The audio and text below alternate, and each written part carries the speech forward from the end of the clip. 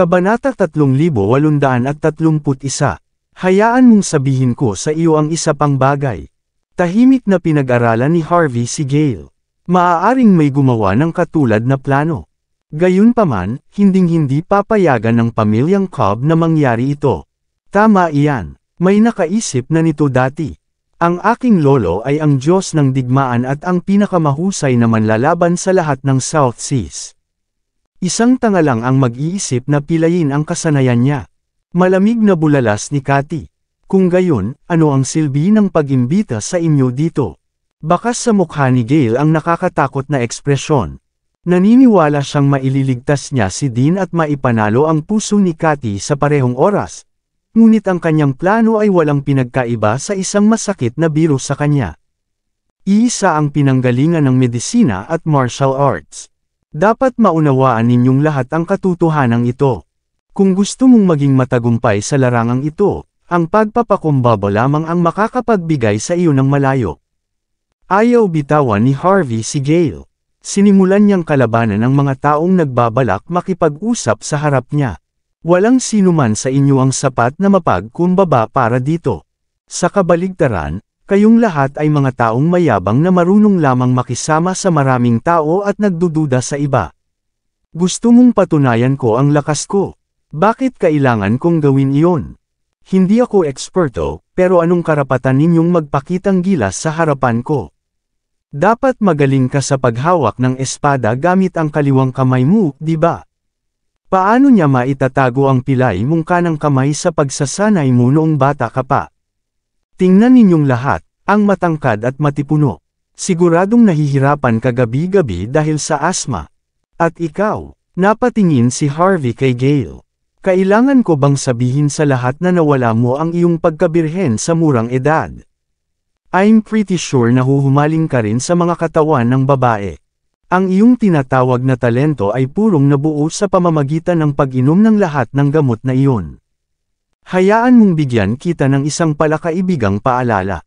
Mamamatay ang kidney mo kapag nagpatuloy ka sa ganito. Napakatahimik ng mga tao matapos marinig ang mga salita ni Harvey. Napuno ng hindi makapaniwala si Ellen habang nakatitig kay Gale. Hindi siya makapaniwala na may kidney deficiency ang kanyang Prince Charming. Nagsisinungaling ka. Ito ay kalokohan. Ito ay paninirang puri. Agad namang umatake si Gale. Tuluyan na siyang napahiya ng ilantad ni Harvey ang lahat sa harap ng kanyang Diyosa. Paano niya hahabulin ang ibang mga babae at magpanggap na isang nangungunang talento sa hinaharap? Oh, sa tingin mo nagsisinungaling ako. Sa tingin mo siniraan kita. Ngumiti siya. Bakit hindi mo pindutin kung saan dapat ang iyong bato, at tingnan kung ano ang pakiramdam? Hindi naniwala si Gale kay Harvey, ngunit ang kanyang mga kamay ay likas na nakadikit sa kanyang ibabang likod. Napasigaw siya sa sakit ng sumunod na sandali, halos bumagsak siya sa lupa, na paralisado. Masyado kang umiinom ng gamot. Masyado ka na ring nasangkot sa napakaraming matalik na relasyon. Masyadong naghihirap ang iyong mga bato ngayon. Kung magpapatuloy ito, baka hindi mo na ito magawa. Tumalikod na si Harvey at umalis. Gulat na napatingin kay Gale ang magagandang doktor at nurse. Mamamatay siya sa murang edad. Matapos mabigla sa ganoong katotohanan, namula ang mukha ni Ellen. Sumunod siya sa likod ni Harvey na tahimik. Wala siyang pakialam sa lalaking hindi niya kayang gawin iyon. Nagdilim ang mukha ni Gale, at galit na galit siya. Gusto niyang iuntog ang ulo niya sa lupa. Palibhasay ganap na hindi iginagalang ang mga tao doon. Sinenyasan ni Harvey si Cathy na dalhin siya sa silid ni Dean. Si Gale at ang ilan sa iba pang martial artist ay nagngangalit sa galit, ngunit gusto nilang makita kung talagang maililigtas ni Harvey si Dean. Kaya naman sumunod din sila. Hindi na sila pinansin ni Harvey. Alam ni Cathy na ito ang pinakamagandang oras para ipakita ni Harvey ang kanyang lakas. Kaya, hindi niya itinaboy ang karamihan. Pag-abot sa isang silid na halos 2,000 talampakan kwadrado, nakita ni Harvey si Dean na nakahiga sa isang kama ng dilaw na bulaklak na peras. Maraming kagamitan ang nakasabit sa kanyang katawan, na nagpapakita ng kanyang vitals. Dahil siya ang Diyos ng digmaan, hindi siya maaaring turukan ng anumang gamot dahil sa kanyang makapal na balat. Nagtagal lang ng ganito si Dean dahil matyaga siyang binibigyan ni Cathy ng tubig araw-araw. Nagilty talaga si Harvey matapos makitang ganito si Dean para sa kanya. Lumapit si Cathy at hinawakan ang kanang kamay ni Harvey. Mr. York, hindi mo dapat sisihin ang sarili mo sa nangyari sa kanya. Never pa silang nagkikita ni Julio in person, it's only a matter of time before they clash. Natutuwa akong nagpakita ka dito. Tahimik na ginalaw ni Harvey ang braso sa likod niya bago tumango. Hindi siya nag-aksaya ng oras na tingnan ang pulso ni Dean. Naintindihan niya ang totoong nangyari kay Dean pagkatapos noon. Kitang-kita lahat ang bali ng balikat ni Dean at ang pag-ubo niya ng dugo. May kaunting aura na hindi sa kanya, at dapat kay Julio iyon. Napakalaki ng aura ni Julio, patuloy na umiikot sa katawan ni Dean at sinisira ang kanyang mga organ sa proseso. Si Dean ay nanatiling pasibo mula noon. Parang wala siyang malay, pero sa totoo lang, matagal na niyang nilalabanan ang aura ni Julio. Ito ang dahilan kung bakit ang kanyang balat ay ganap na hindi maarak. Buti na lang dumating si Harvey sa tamang oras. Kung hindi, gagamitin ni Cathy si Gale at ang plano ng paggamot ng iba para pagalingin si Dean. Mamamatay si Dean in the first move kung nangyari iyon. Ibinalik ni Harvey ang kanyang daliri pagkatapos ng 3 minuto, at ang kanyang ekspresyon ay nanatiling eksaktong pareho. Ano ang nangyari sa aking lolo, Sir York? Tahimik na tanong ni Cathy na baka sa mukha niya ang pag-aalala. Maaari ba siyang bumangon muli? Si Cathy ay tulad ng pambabae sa unang pagkakataon na nakilala siya ni Harvey, at nakakabilib pa rin ang paraan ng pagsasalita niya. Kahit sinong lalaki ay hindi magdadalawang isip na kunin siya sa kanyang mga bisig. Bumilis ang tibok ng puso ni Harvey, ngunit pinigilan niya ang sarili. Don't worry, he'll be fine as long as I'm here, sabi ni Harvey na may mahinang ngiti. Sapat na ang mga simpleng salita na iyon para pakalmayan si Cathy, at ang pressure na naipon ay nawala sa isang iglap. Natural, malaki ang tiwala niya kay Harvey. Totoo ba yan? Napakaraming doktor at martial artist dito ang nagsasabi na walang paraan para mailigtas si Lolo, ungol ni Ellen. Ganyan ka ba talaga kagaling? May itinanong si Ellen na walang naglakas loob na magtanong. Maging ang magagandang mata ni Cathy ay lumingon kay Harvey, na may bahid ng pagdududa. Huwag kang mag-alala, hindi na kailangang magsinungaling sa iyo tungkol dito. Babalik ngayon si Elder Cobb. Sa sobrang tuwa ni Cathy ay nagsimulang manginig ang kanyang katawan. Mabuti yan. Iyan ay napakahusay. Hindi ko alam kung paano kita mababayaran para dito, Sir York. Napasimangot si Gale at ang iba nang makita nila ang magiliw na tingin ni Cathy kay Harvey. Naniniwala sila na ang mga aksyon ni Harvey ay medyo kahanga-hanga noon, ngunit iyon talaga. Kaya marami sa kanila ang hindi man lang matukoy ang kondisyon at sintomas ni Dean. Gayunpaman, sinabi ni Harvey na maililigtas niya si Dean sa araw ding iyon. Anong biro? Medyo masyadong mayabang ang bastos na ito. Huwag kang masyadong magtiwala, Harvey. Ikakahiya mo ang sarili mo kung hindi mo magising si Elder Cobb. Napuno ng puot si Gale matapos malantad ang kanyang mahinang bato. Hindi niya napigil ang magsalita sa pamamagitan ng nagngangalit na mga ngipin. Ilang iba pang ekspertong martial artist sa likod niya ang sumunod sa kanyang mga yapak at nagpakita rin ng pag-aalinlangan. Naturally, umaasa silang lahat na mabibigo si Harvey para hindi sila magmukhang inutil. May mga karayom ba para sa acupuncture dito? Hindi sila pinansin ni Harvey at hiniling kay Cathy na kumuha ng mga karayom ang kanyang mga tauhan. Kasabay nito ang pagsindi ng oil lantern. Karayom, gusto mong gumamit ng karayom kay Elder Cobb. Likas na bulalas ni Gale. Wala ka man lang medical skills, pero nandito ka gumagamit ng karayom. Pinaglalaroan mo ang buhay ni Elder Cobb. Para paglaruan ang buhay niya. Nakahinga ng maluwag ang iba matapos marinig ang mga salitang iyon. Kung talagang walang kwentang show-off si Harvey, maganda iyon para sa kanila. Sinimulan ng mga taong ito na tumitig kay Harvey ng may paghamak. Kahit paano matuto ng ilang mga pangunahing kaalaman bago subukang linlangin ang iba. Ginagawa na niya ang mga bagay na tulad nito kahit na wala siyang mga pangunahing kaalaman. Muling hindi pinansin ni Harvey ang karamihan, at itinusok ang 9 na karayom sa katawan ni Dean. Pagkatapos, dahan-dahan niyang pinasadahan ng daliri ang mga ito. Nang tingnang mabuti, may nakitang aura na umaagos mula sa karayom. Nakakamatay ang aura, ngunit naging wala nang umalis ito sa katawan ni Dean. Walang pumapansin sa proseso. Makalipas ang halos 10 minuto, dahan-daang binawi ni Harvey ang karayom. Habang hawak ni Harvey ang huling karayom, nanginginig ang nakapirming katawan ni Dean. Pumasok ang kulay sa mukha niya. Gulat na gulat ang mga taong naghihintay para pagtawanan si Harvey. Kitang-kita nila na unti-unting nawawala ang pagsimangot ni Dean. Nakahinga ng maluwag si Dean nang tuluyang tanggalin ni Harvey ang karayom, at sabay na dahan-daang bumukas ang mga mata niya. Nagising siya, napatulala ang lahat, nakakatakot ang mukha ni Gale, at sobrang tamad ang pakiramdam niya. Hindi siya makapaniwala sa nangyayari sa harapan niya. Hindi napigilan ni Ellen na iuntog ang kanyang ulo. Ang lalaking ito ay talagang kahanga-hanga. Si Cathy ay ganap na nawala ang kanyang cool, at gusto niyang tumakbo sa mga bisig ni Dean, ngunit sa halip ay pumunta siya sa mga bisig ni Harvey sa takot na masaktan ang kanyang lolo. Maraming salamat, Mr. York. Ikaw ang tagapagligtas ng aming pamilya. Hindi ko lang alam kung paano ka babayaran. Wala lang, sabi ni Harvey na may mahinang ngiti. Gayunpaman, medyo malala ang mga pinsala ni Elder Cobb.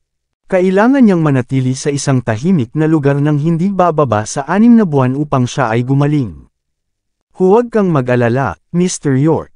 I can handle the rest, sagot ni Cathy sa malambing na boses. Hindi. Ito ay hindi maaari. Ito ay hindi makatwiran. Sa wakas ay natauhan na si Gale. Sabi nito, na puno pa rin siya ng kawalang paniwala. Siya ay may karanasan sa mga kasanayang medikal at martial arts, at marami siyang nagawa mula pa noong bata pa siya, at gumawa ng pangalan para sa kanyang sarili sa South Sea. Maging siya ay hindi alam kung ano ba talaga ang nangyari kay Dean. Makakagawa lang siya ng mga plano kasama ng lahat dito. Sa paghusga sa kanyang mga pagtatansya, ang kanyang plano ay aabutin ng hindi bababa sa 1 buwan upang pagalingin si Dean. Tiyak na hindi doktor si Harvey, ngunit maaari niyang gisingin si Dean gamit lamang ang ilang karayom. Ito ay simpleng hindi kapanipaniwala. Ang ibang mga eksperto ay tumingin kay Harvey na may kakaibang tingin.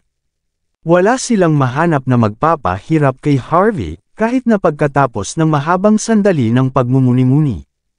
Ang ginawa lang ni Harvey ay suriin ang pulso ni Dean sa buong 3 minuto. Pagkatapos noon, iniligtas na niya si Dean sa maikling panahon lamang. Kung hindi nila ito nakita sa kanilang sarili, iisipin nila na sina Harvey at Dean ay naglalagay lang ng palabas para lokohin ang lahat. Hindi nagtagal, ang pagdududa sa mga mata ng mga eksperto ay nauwi sa paghanga.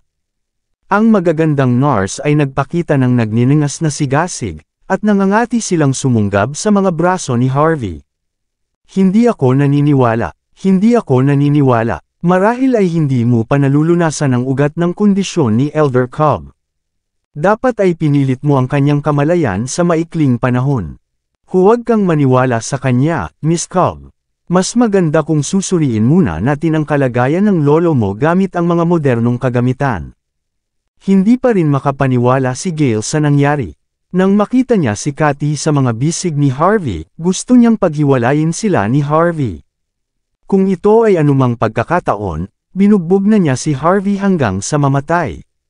Nagdilim ang mukha ni Cathy noon at doon, at nagpupumiglas siya sa galit. Gayunpaman, napangiti si Harvey. Mas maganda kung gagawin natin ang sinasabi niya, Cathy. Iyon ay magpapaisip sa lahat. Ilang doktor ang pumasok na may dalang ilang bag ng kagamitan para suriin si Dean. Nagkaroon sila ng parehong conclusion. Si Dean ay halatang mahina pa rin, ngunit ang kanyang mga vitals ay kapareho ng sa iba. Sa lakas ni Dean, babalik na naman siya sa kanyang peak na may pahinga. Literal na nalaglag ang panga ni Gale, at may gusto siyang sabihin, pero hindi siya makapagsalita. Matapos maramdaman ang malamig na titig ni Cathy, wala siyang nagawa kundi ang tumalikod at tumakbo palayo. Bago siya lumabas ay sinamaan niya ng tingin si Harvey. Bahagyang napangiti si Katie nang makita ang pag-atras ni Gale. Sana, wala siyang naisip na nakakatawa. Sisiguraduhin kung mamamatay siya ng kakilakilabot kapag nangyari iyon. Matapos harapin ang mga pinsala ni Dean, gusto ni Cathy na manatili si Harvey sa bahay ng Cobb. Gayunpaman, tinanggihan siya ni Harvey dahil mayroon siyang sariling mga plano. Walang pagpipilian si Cathy kundi ipadala si Harvey sa isang abalang kalye. Habang nagbabalak si Harvey na tumawag ng taxi, tumunog ang telepono ni Cathy. Tumingin siya sa screen, at agad na nagdilim ang mukha niya. Maraming salamat sa lahat ng sumusubaybay. Please subscribe and follow my YouTube and Facebook channel, Pilipino Novel. Maraming salamat po. Kabanata 3835. Hindi agad kinuha ni Cathy ang telepono. He flashed Harvey an apologetic smile bago pumunta sa gilid ng kalsada ng ilang minuto. Kitang-kita ni Harvey na may problema siya. Nang ibinaba ni Cathy ang tawag, ngumiti siya ng mahina habang naglalakad patungo kay Harvey. Ano, may nangyari ba? Casual na tanong ni Harvey. Ikaw ang pinuno ng South Sea Gang. Walang maglalakas loob na sumalungat sa iyo dito. Binigyan siya ni Cathy ng mapait na ngiti. Nagbibiro ka, Sir York. Ang South Seas Gang marahil ay may kaunting awtoridad sa Hong Kong at Las Vegas. Ngunit iba ang mga bagay dito sa South Seas. Bukod sa aking sekretarya at ilang pinagkakatiwalaang mga kasambahay, hindi ako nagdala ng iba sa akin. Akala ko makakaalis na ako pagkatapos kong harapin ang kalagayan ng aking lolo.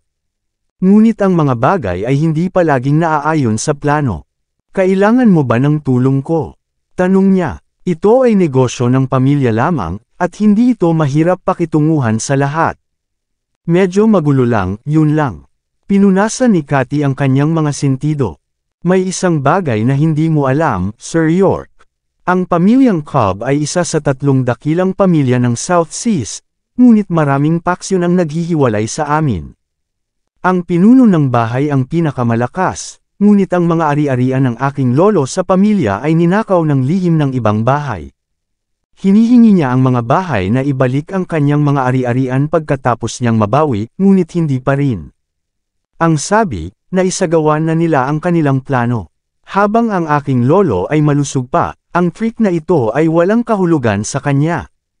Ngunit matapos siyang talunin ni Julio, ang mga taong ito ay nagsimulang mag-ingay muli. Gaya ng nagtiwala si Harvey sa kakayahan ni Cathy na ayusin ang mga bagay, ngunit mas mabuti pa rin para sa kanya na tanungin ito. Espesipikong sinabi sa akin ng tumatawag na ito na may malaking utang sa pamilya na hindi namin mababayaran. Gusto ng tito ko na mabawi ko ang pera. Kung hindi, dapat managot ang pinuno ng sambahayan. Malaki ba ito? Kailangan ba talaga nila na ikaw lang ang humawak dito? Nataranta si Harvey. Mapait na tumawa si Cathy. Ito ay medyo malaki, iyon ay $150 milyong. Siguro wala kang pakialam sa mga numerong ito, ngunit ito ang pinakamalaking masamang utang na mayroon ang pinuno ng isang sambahayan. Kung maibabalik natin siya, malulutas natin ang krisis sa pamilya. Nakakalungkot na nasa South Seas tayo sa halip na Hong Kong at Las Vegas. Kung hindi yun ang kaso, nakuha ko na ang pera sa ngayon. Bumungad sa kanyang mga mata ang layuning pumatay. Naturally, si Cathy ay hindi lamang ang pinuno ng South Seas Gang para sa palabas. Masyadong masama, at kahit na siya ay isang kilalang tao, kailangan pa rin niyang ipakita ang kanyang paggalang sa isang lugar tulad ng South Sea. Nakaramdam siya ng matinding inis dahil dito. Sa paligid ng kalsada, muling tumunog ang cellphone ni Cathy. This time, kinuha niya ang phone sa harap mismo ni Harvey. Isang bossy na boses ang narinig sa kabilang side. Hello, Miss Cobb. Kinausap ko si CEO Toft, gaya ng hiniling mo. Sinubukan kong kumbansihin siya na bigyan ka ng pagkakataon at magkita para sa hapunan. Sinabi niya na handa siyang makipag-usap tungkol sa masamang utang. Dapat mong samantalahin ang pagkakataong ito, Miss Cobb. Salamat, Miss Johnson, sagot ni Cathy. Hinding-hindi ko makakalimutan ang ginawa mo para sa akin kung malalampasan natin ang sitwasyong ito. Tama, saan tayo magkikita ngayong gabi? Tanong niya. 8:00, sa Marina Bay Clubhouse, sabi ng boses sa telepono sa mapang utos na tono. Siguraduhin mong makarating ka doon sa oras. Ngumiti ng mahina si Cathy. Huwag kang mag-alala, darating ako sa oras. Pagkababa ng tawag ay sinulyapan ni Cathy si Harvey.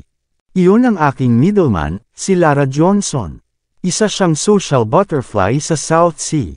Medyo pamilyar siya sa magkabilang panig ng underworld. Iyon ang dahilan kung bakit hiniling ko sa kanya na makipagkita sa akin at sa may utang. Sino ang may utang? Tanong niya. Isang kumpanya ng transportasyon sa Pantalan. Ang CEO ay tinatawag na si Van Stoff.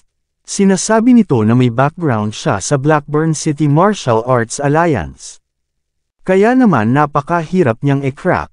Alyansa ng martial arts ng Blackburn City. Kumunot ang noo ni Harvey. South Sea is different from country age. There aren't many factions for martial artists. Lahat ay sasali sa Martial Arts Alliance kung nais nilang magsanay. Ang Blackburn City Martial Arts Alliance ay isang sangay ng South Ocean Martial Arts Alliance. Ang kanilang mga koneksyon at impluwensya ay napakalawak.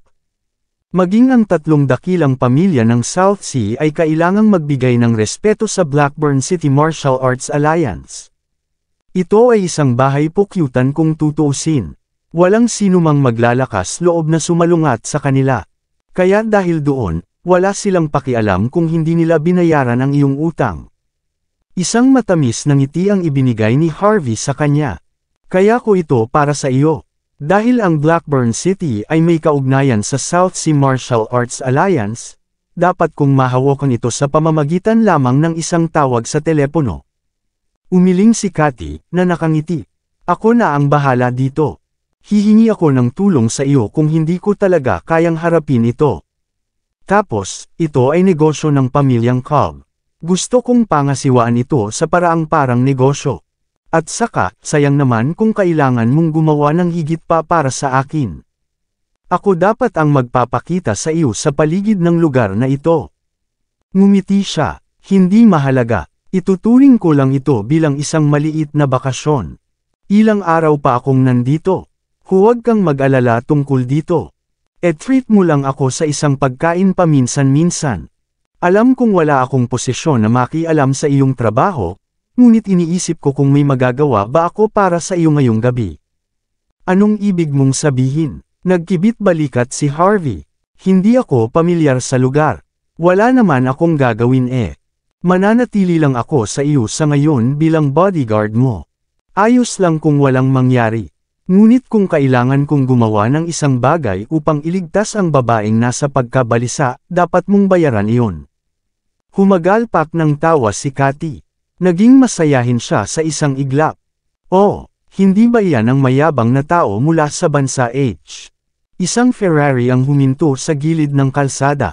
Ang mga bintana ay ibinaba, at ang malalakas na tunog ng panunuya ay maririnig pagkatapos.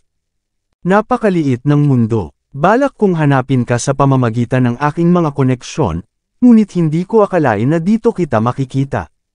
Lumingon sina Harvey at Cathy. Maraming tao ang tumalon sa kotse at humakbang patungo sa dalawa. Ang taong namumuno sa grupo ay isang mukhang masamang lalaki na may maikling buhok, at halatang galing siya sa underworld. May isang babae sa tabi niya, ito rin ang babaeng sinampal ni Harvey sa eroplano. Pagkababa ng eroplano, nakita niya si Harvey na kinaladkad ng mga trabahador bago siya pinalayas. Hindi niya alam ang nangyari pagkatapos noon. Pagkakita pa lang niya kay Harvey, napinta sa mukha niya ang hindi mapigil ang galit. Kumunot ang noo ni Harvey nang makita ang mga taong ito. Wala siyang balak manggulo sa ibang bansa. Magkagayunman, palaging may isang taong walang kaalam-alam upang pukawin siya. Wala akong oras makipaglaro sa iyo sa airport, pero hindi ibig sabihin nun ay pakakawalan na kita. Sa tingin mo ba pinapayagan kang sampulin ang mukha ko dahil lang sa nakaupo ka sa VIP cabin? May sasabihin ako sa'yo. Namatay ka na sa pagkakabangga mo sa akin. Maamo ang ekspresyon ng mukha ng magandang babae na para bang siya ang reyna ng mundo. Kinikit ng mukhang malupit na lalaki ang kanyang mga mata at malamig na sumigaw, ikaw ang humipo sa babae ko.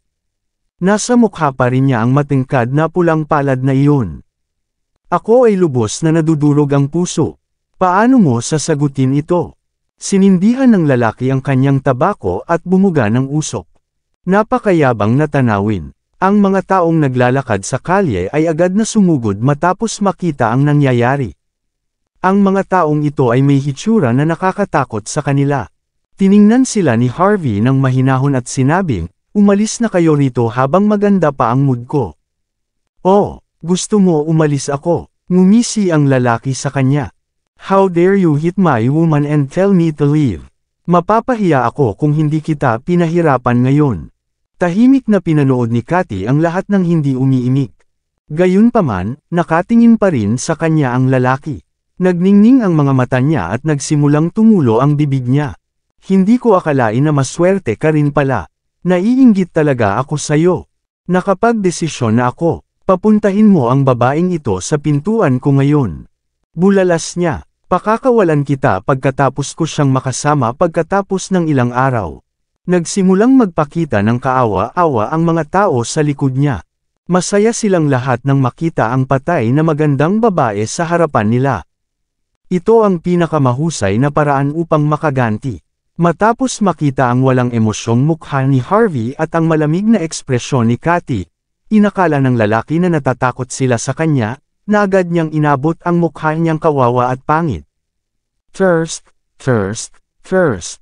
Kapag hinawakan ko ang mga payat na binti na iyon.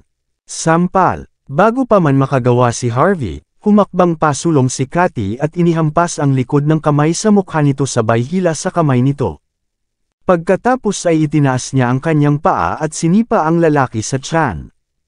Tinakpan ng lalaki ang tiyan, na napasigaw sa sakit, at bumagsak sa rehas sa gilid ng dingding. Bago pa man siya makabangon, humakbang pa si Cathy at tinapakan ang hintuturo gamit ang kanyang mataas na takong. Mga bitek, nagsimulang humiyaw ang lalaki na parang baboy. Gulat na napatingin si Harvey kay Cathy. Tulad ng inaasahan sa pinuno ng South Sea Gang. Isang walang awa at mapagpasyang pag-atake. Matapos mawala ng kakayahan ang lalaki, tumalikod si Cathy at sinampal sa lupa ang iba pang grupo. Pagkatapos ay tinawag niya ang kanyang mga subordinate para kunin sila ni Harvey sa lugar. Ang kotse ay sumusunod sa mga tagubili ni Harvey at huminto sa townhouse. Nauna nang inayos ni Queenie ang kanyang tirahan. Inaanyayahan ni Harvey si Cathy para sa tsaa upang gunitain ang kanilang relasyon bilang mga lumang magkaibigan. Alam na alam ni Queenie kung ano ang gusto ni Harvey.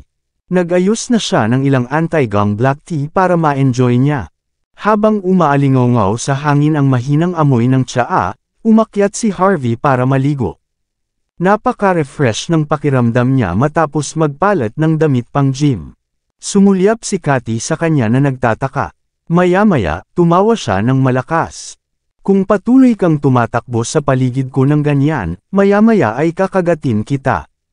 Napangiti si Harvey matapos marinig ang mga salitang iyon. Imposible. I treat you like my sister and yet pinipilit mo ang sarili mo sa akin. How dare you? Ngumisi si Cathy. Lahat ng tao dito ay gusto ng isang piraso sa akin. Ngunit hindi ako interesado sa alinman sa kanila. Ikaw lang ang iniisip ko. Gayunpaman, mamimiss mo kapag nagbago ang isip ko. Natahimik si Harvey. Bakit kailangan niyang maglabas ng ganitong sensitibong paksa? Nang medyo uminit, muling nagring ang telepono ni Cathy. Nakakunot ang noo niya habang dinampot ang telepono, si Lara na naman. Patuloy na iniinis ni Lara si Cathy nang walang humpay, na bukod sa pag-abala sa kanya na makarating sa hapunan sa oras, hiniling din niya si Cathy na umalis ng mag-isa at tiisin ang anumang kailangan nito.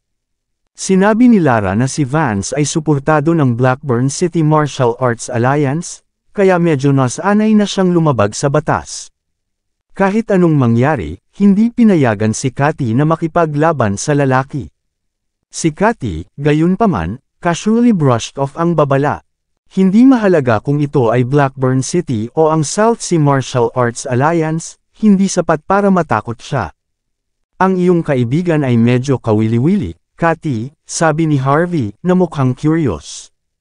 Paano ang isang simpleng tagapamagitan ay napakatindi na makisali sa iyong personal na negosyo? Maaaring isipin ng mga taong hindi nakakaalam na siya ang tunay na pinagkakautangan. Siya'y ngumiti. Si Lara ay isang social butterfly ng South Seas, at marami siyang koneksyon sa magkabilang panig ng underworld.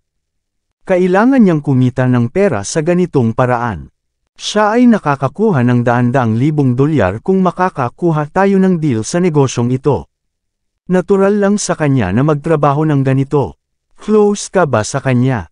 Tanong niya. Hindi. Ipinakilala siya sa akin ng ikatlong bahay ng pamilya. Sabi nila gusto nila ng 10% ng pera kung ito ay gagana. Tahimik na sabi ni Cathy, hawak ang kanyang tasa. Sa tingin ko ang pangalawa at pangatlong bahay ay sinusubukang guluhin ako, ngunit pagkatapos na imbestigahan ang sitwasyon, nakumpirma ko na si Lara ang tunay na tagapamagitan. Kung ganoon, hindi dapat magkaroon ng maraming kaguluhan. Ang sabi, medyo problemado si Vance. Siya ang CEO ng Marina Bay Freight Company. May mga chismis na may mabuting pakikitungo siya sa taong namamahala sa Blackburn Martial Arts Alliance, si Rhett Padlow. Gayunpaman, pinaghihinalaan ko na si Rhett ang tunay na boss ng kumpanya. Pagkatapos ng lahat, ang kumpanya ay tumagal ng ikatlong dami ng dock logistics. Mukhang hindi gaano, ngunit hindi dapat maging problema para sa isang kumpanya na kumita ng daan-daang milyong dolyar. Walang paraan na hahayaan ni Rhett ang mga tagalabas na kumita ng lahat ng ito. Malaki ang posibilidad na si Vance ay isang cover lang na ginawa niya. Sa madaling salita, parang gusto ni Vance na ibalik natin ang pera, pero ang totoong target niya ay ang Blackburn City Martial Arts Alliance. Ito ay medyo magulo. Hindi rin. Hanggat inilihim ito ni Vance, kakayanin natin ang sitwasyon habang nagpapanggap na walang nangyari. Tama, sa paghusga sa kung magkano ang kinikita ni Rhett, wala siyang pakialam sa 150 milyong dolyar kung tutuusin. Kaya nga kailangan muna nating harapin si Vance. Inilabas ni Cathy ang kanyang cellphone bago nagpadala ng ilang mga dokumento kay Harvey. Hiniling ko sa isang tao na imbestigahan ang lalaking ito. Bukod sa kanyang mga tagumpay, siya ay nahuhumaling sa pagsusugal, alak at kababaihan. Ang pinakamalaking libangan daw niya ay ang pagsasamantala sa mga babaeng turista sa paligid. Nakuha ng mga kababaihan mula sa island countries, Amerika, at India ang kanyang interes. Kahit yung galing sa bansa H. Napatingin si Cathy kay Harvey, nang makita na siya ay halos nanatiling pareho, nagpatuloy siya sa pagsasalita. Narinig ko na may isang babae na medyo may katayuan ang pumunta sa Blackburn City para magbakasyon. Sinamantala siya kaagad pagkatapos. Pagkatapos ay tumalon siya sa dagat ng walang pag-aalinlangan at namatay. Isang malaking pangyayari iyon, at ang pamilya ng babae ay humihingi ng pahayag mula sa Blackburn City Martial Arts Alliance.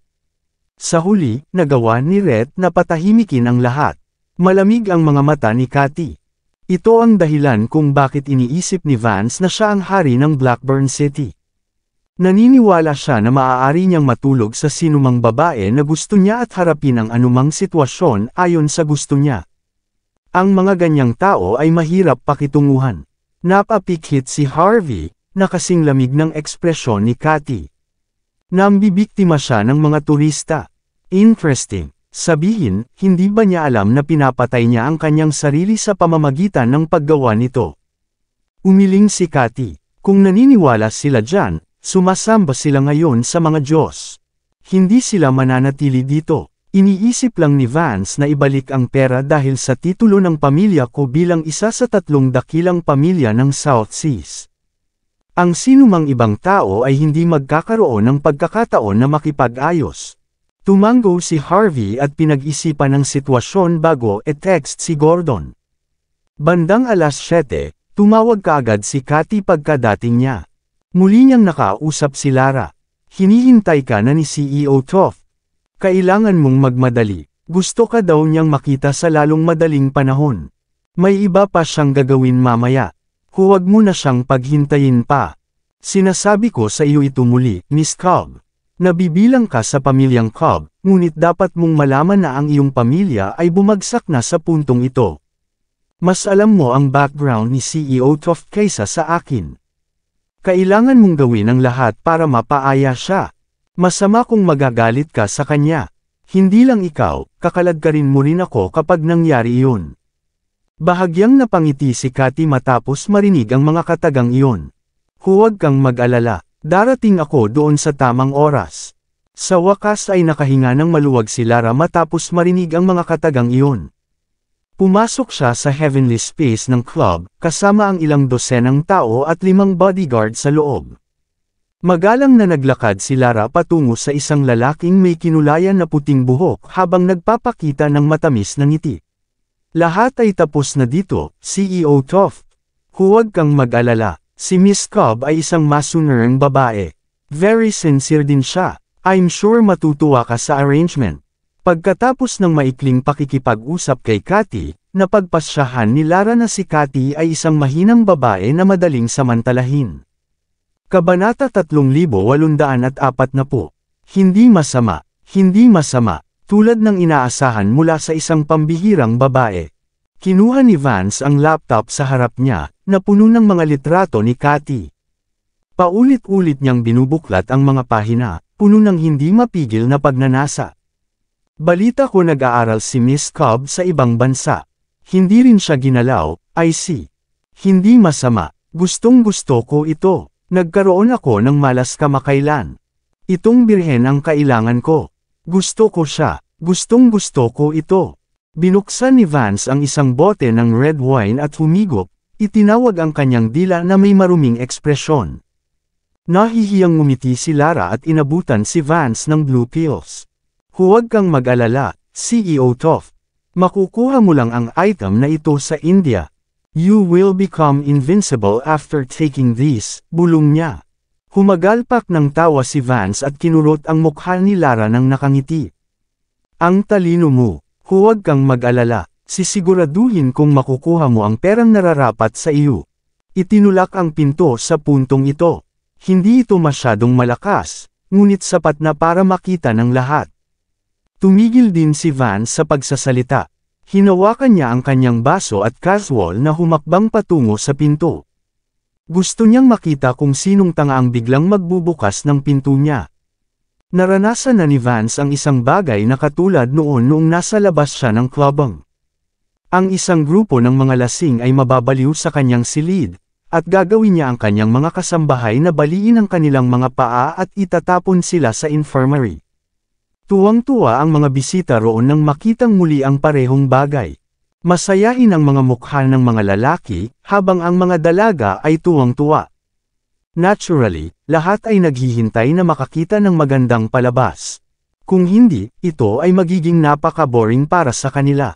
Maya-maya may pumasok na isang lalaki at isang babae. Ito ay sina Harvey at Cathy. Miss Cobb. Hinamplas ni Lara ang kanyang dibdib at huminga ng malalim nang makita ang mukha ni Cathy. Natutuwa siyang nagpakita si Cathy. Mawawalan siya ng kakayahan ni Vance kung hindi niya makumplito ang kanyang misyon. Akmang susunggaban na niya si Cathy, nakita niya si Harvey sa tabi ni Cathy. Isang lalaki. Ang asong ito ay may kasamang lalaki. Anong ibig sabihin nito, Cathy? Napasigaw si Lara, nakakatakot ang mukha. Hindi mo ba ako naiintindihan? Sabi ko pumunta ka mag-isa. Bakit may kasama kang lalaki? Hindi mo ako nirerespeto. Galit niyang tinuro si Harvey. Wala akong pakialam kung saan ka nanggaling, ngunit mas mabuting umalis ka na rito at lumayo hanggat maaari. Tandaan, hanggat kaya mo. Kalmadong tumingin si Harvey kay Lara, sa katuluyang hindi pinansin. Ibinaling niya ang tingin kay Vance na bahagyang ngumisi. Tumangala din si Cathy bago humakbang. Ikaw dapat si Vance. Ang lahat ay hindi napigilan na matigilan matapos makita ang malamig na ekspresyon ni Cathy. Maging si Lara ay hindi alam kung ano ang nangyayari. Hindi ba pumunta si Cathy dito para humingi ng pera kay Vince? Paano pa rin siya kumikilos ng napakataas at makapangyarihan ngayon? May death wish ba siya o ano?